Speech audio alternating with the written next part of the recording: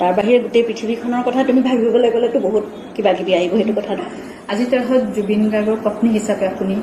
কিমান সুখী সেইটো হয়তো প্ৰশ্ন কৰিব নালাগে তথাপিতো সুধিছো মই কৈছো এয়া মই জীৱনত যিখিনি দেখিছো বা শিকিছো সেইখিনি অন্য ধৰণে মই নিশিকিলোহেঁতেন পুনৰবাৰ দুবাৰী কৈছো আৰু মই সুখী আৰু এইটো কথা ক'ব পাৰো যে মই যিখিনি কৰিব বিচাৰো আজি সম্পূৰ্ণ স্বাধীনভাৱে মই কৰিব পাৰো মন খুলি কৰিব পাৰো মোৰ কোনো ধৰণৰ প্ৰশ্ন কাৰোবাৰ পৰা মোলৈ প্ৰশ্ন আহিব মই এইটো কৰিলে ভুল হ'ব মই বেয়া হ'ব এই কথাটো কোনেও নাভাবে মোক ইমানেই বিশ্বাস কৰে তেওঁলোকৰ ঘৰখনেই হওক তেওঁৰ বন্ধু বান্ধৱী হওক মানে নিকট যিখিনি আমাৰ একেবাৰে ওচৰত মানুহ আছে আমাৰ চাৰ্কেলটো তাৰ বাহিৰে গোটেই পৃথিৱীখনৰ কথা তুমি ভাবিবলৈ গ'লেতো বহুত কিবা কিবি আহিব সেইটো কথাটো মানে ইমানখিনি প্ৰয়োজনো হয়তো নাই কিন্তু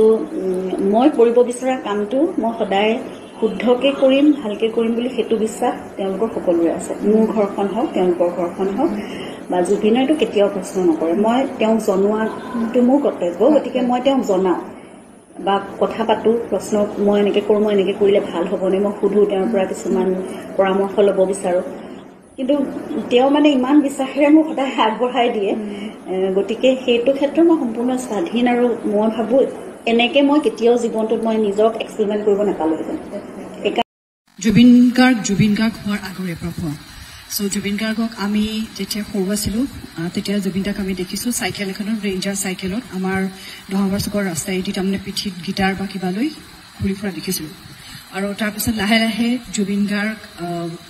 যোৰহাটৰ যি আকাশবাণী যোৰহাট তাত গান গাবলৈ আৰম্ভ কৰিছে নীলু চক্ৰৱৰ্তী আপোনালোকে হয়তো চিনি পাব নীলু চক্ৰৱৰ্তীয়ে তেখেতক মাতি মাতি গান গাবলৈ দিছিলে আৰু লাহে লাহে তেনেকে জুবিন গাৰ্গ হ'ল আৰু জুবিন গাৰ্গৰ লগত মোৰ আচলতে এনেই যোৰহাটৰ হিচাপে চিনাকি কিন্তু মোৰ যিখন ঘৰলৈ মই আজি বিয়া হৈছো সেইখন ঘৰৰ যিজন মোৰ স্বামী তেখেতসকলৰ পৰিয়ালৰ লগত জুবিন গাৰ্গৰ খুবেই এটা সাংঘাতিক ধৰণৰ বন্ধুত্ব আছে সেই সূত্ৰে যোৱা আগষ্ট মাহৰ 19 তাৰিখে আচলতে 18 তাৰিখ আগষ্ট মাহৰ 18 তাৰিখে 10:30 বজাত আমি জুবিন গাৰ্গৰ নতুন ষ্টুডিঅ'লৈ গৈছিলো মই বাইদেউ আৰু মোৰ মানুহজন 10:30 বজাৰ পৰা ৰাতি 1টা বজালৈকে আমি জুবিন গাৰ্গৰ ষ্টুডিঅ'তে আছিলো আৰু বহুতখিনি কথা জুবিন দাই আমাৰ লগত শ্বেয়াৰ কৰিছিলে ৰৈ বিনালেৰ কথা কৈছিলে যিখন তেখেতে অন্ধ হ'বৰ বাবে কণ্টেক্ট লেন্স পিন্ধি থাকে সেইখন অৱশ্যে 2 ঘণ্টা পিন্ধিব লাগে কিন্তু জুবিন গাৰ্গে প্ৰায় 8-10 ঘণ্টা পিন্ধিছিলে বাবে চকুত তেখেতৰ এটা অসুবিধা হৈছিলে আৰু সেই চকু দেখুৱাবৰ কাৰণে তেখেত মুম্বাইলৈ যোৱাৰ কথা আছিলে কাৰণ চকুতেদি অনবৰতে পানী ওলাই থাকে সেইখিনি কথা কৈছিলে তাৰপিছতে কৈছিলে যে জানো তহঁতি মই যে এখন চিনেমা বনাইছো এইখনত মই অন্ধ নহয় ইয়াৰ পিছৰখনত মই বুবাৰ ৰোলটো কৰিম সেইখন চিনেমা তহঁতি চাবি সেইখনৰ কাৰণে মই মানে কাহিনী কৰি আছো এতিয়া মই কৈ থাকোঁতে মোৰ গাৰ নোম শিয়ৰি গৈছে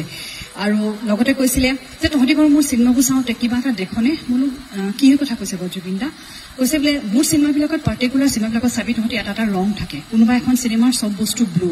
এইখন চিনেমাৰ ধৰ মই ব্লেক লৈছো ৰৈ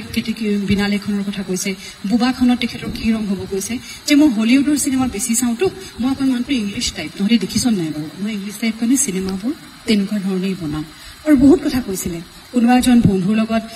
তেওঁ বিদেশত গৈ ডাঙৰ চকাৰ গাড়ী এখন তেখেতে লৈ লৈছিলে প্ৰায় এমাহমান দিন সেই বন্ধুজনৰ লগত আছিলে আৰু সেই বন্ধুজনৰ লগতে তেওঁলোকৰ কোনো ৰাস্তাইদি তেওঁলোক নাযায় তাৰমানে ৰাস্তাইদি গাড়ী চলাই নাযায় এনেকে ধৰক অসমান জেগা যিবিলাক আছে সেইফালেদি তেওঁলোক যায় তাতে তেওঁলোকে মাছ খাই খুব ভাল পায়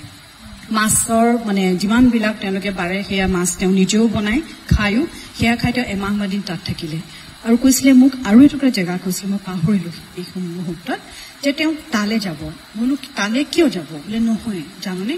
তাত বোলে এটা মানে বস্তু বনায় যিটো বস্তু মানে আচলতে আমাৰ মানে সুৰাৰ নিচিনা কিন্তু এইটো মেডিচিন হিচাপে দিয়ে কিন্তু সেইটো যদি তাই বেছিকৈ খাই দিওঁ নহয় পাগল হৈ যাবি মোৰ সেইটো টেষ্ট কৰিবলৈ বৰ মন আছে আমি জানো জুবিন দা যথেষ্ট এডভেঞ্চাৰ কৰি ভাল পাইছিলে আৰু আচলতে আমাৰ মাজৰ পৰা এডভেঞ্চাৰ কৰিয়ে নাইকিয়া হৈ গ'ল আমাৰ জীৱনতো তেনেকেই নাইকিয়া হৈ গ'ল জুবিন দাক মই খুব কাষৰ পৰা সেই লাষ্ট 18 আগষ্টৰ মই ৰাতি ধৰক ইণ্টাৰভিউটো 11:30 বজাত আৰম্ভ কৰিছিলোঁ 11:30 নহয় 11টা কিমানত 12টা কিমানত হৈ গৈছে তাৰমানে 19 আগষ্টত মই লগ পাইছোঁ আৰু 19 ছেপ্টেম্বৰত জুবিন দা ঢুকাইছে এইটো এটা মানে সাংঘাতিক ধৰণৰ ভাবিব নোৱাৰা ঘটনা বহুতবিলাক ফটো বহুত ভিডিঅ' মোৰ মোবাইলতে থাকি গ'ল এতিয়া ৰাতি শুবৰ সময়ত আজি কেইবাদিনো হৈছে মোৰ ভালছে টোপনি অহা নাই তাৰমানে কাৰণ সেই একেখিনি বস্তুকে মোৰ মনলৈ আহি থাকে এতিয়া মই ভাবিছো যে মই এমাহৰ আগতে জুবিন দাক কিয় লগ পাইছিলো আৰু আজি তাৰমানে আজি ইমান দিনে মই একো কৰিব পৰা নাছিলো আপোনালোকৰ মানে স্কুলতে আছিলো যথেষ্টখিনি ডিউটি কৰি আছিলো কিন্তু আজি এইখিনি কৰি মোৰ মনটোৱে শান্তি পাইছে যে মই জুবিন দাৰ কাৰণে আপোনালোকৰ কাৰণে কিবা এটা কৰিব পাৰিলো আপোনালোকক যথেষ্ট ধন্যবাদ জনাইছো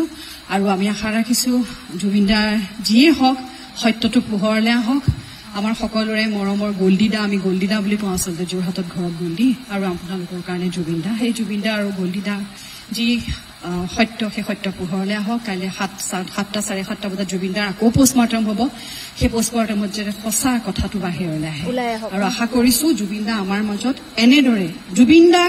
দাৰ ধৰণে আমি জীয়াই ৰাখিব লাগিব মৰমৰ মাজেৰে মৰম বিলাই জীয়াই ৰাখিব লাগিব কোনো জুবিন দাৰ কোনো জাতি নাছিলে কোনো ধৰ্ম নাছিলে জুবিন দা মুক্ত আছিলে আমি সকলোৱে তেনেকেই থাকিব লাগিব